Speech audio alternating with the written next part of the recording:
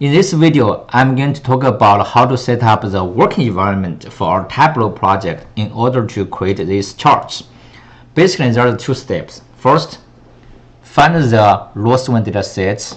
Second, load that data sets into the Tableau. So where to find the data sets? Of course, we are going to get the data sets from the W3 school SQL part, and you can find there's a table. Basically, that's a raw-swing data set we will be using. For each of the table, you can click into it and find there's data attributes and the data values.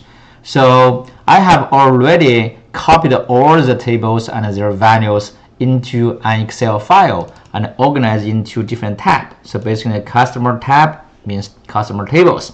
Employee tabs means employee tables. So the second step, just to open the Tableau software and load this Excel file datasets into the Tableau. So basically, from this menu, you can see there's multiple ways to import data. So they were going to choose from the Excel, and then you're going to pick the location of your data sets and just open. Then you can see all the 8 tables has been loaded into Tableau. Then you can investigate each of the tables we just imported. For example, if you want to check out the employee table, you can just drag here and it will show what are data attributes in there and what's their data type.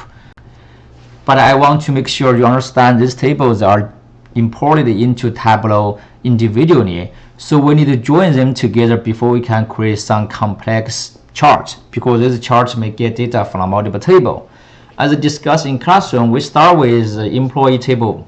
Employee table process orders. So we join with orders. And this vein chart shows how these tables are joined with each other. You can see this chart, these two tables are joined by employee ID.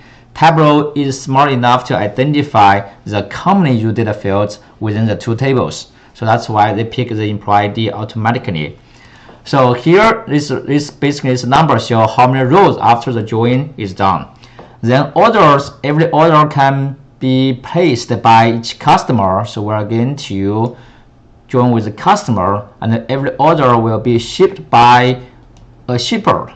So we join with shipper, and every order has multiple order items. So we're going to join with the order details. Then inside the order details, we know from our SQL class, they got some like quantity and product information, right? So we're going to join with the product. Then for each product, it will belong to one category. And then we join with the supplier, because each product must be supplied by one supplier.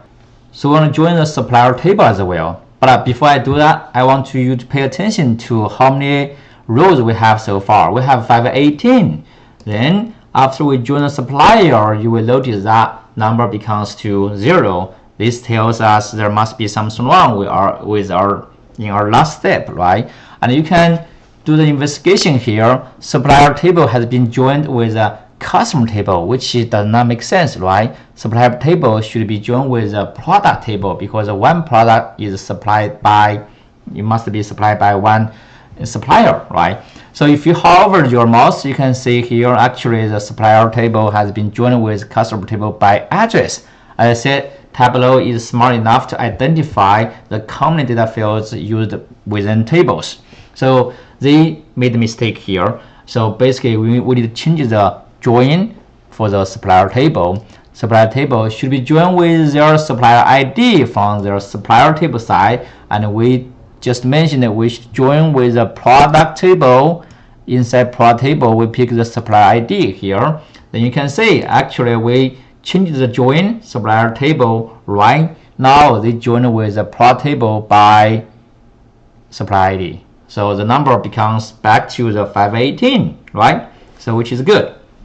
After all the 8 tables has been correctly joined together, we can do a very quick check on the data. So here is the number record. These are showing data attributes, and these are show data type. So especially for the city, postcode, and country alike data field, we want to make sure they have been picked up by the Tableau to have a geographical role in order to create a map visualization. Okay, you can also check the data field from the worksheet here. And these are data worksheet. Data field has been organized by dimension and measures. Measures are many numeric data. Dimension are category, textual information, geographical information.